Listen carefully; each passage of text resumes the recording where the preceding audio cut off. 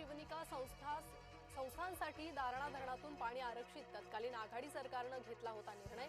शेतकऱ्यांच्या हक्काचं पाणी खासगी संस्थेला वळवल्याचा आरोप। एकूण 39 लाख लिटर पाण्याची मिळाली होती मंजुरी।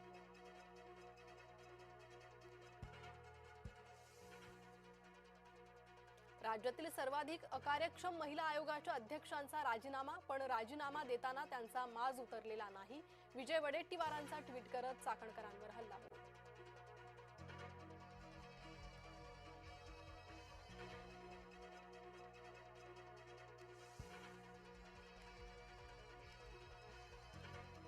राज्यातील सर्वाधिक अकार्यक्षम महिला आयोगाच्या अध्यक्षांचा राजीनामा, पण राजीनामा देताना त्यांचा माज उतरलेला नाही।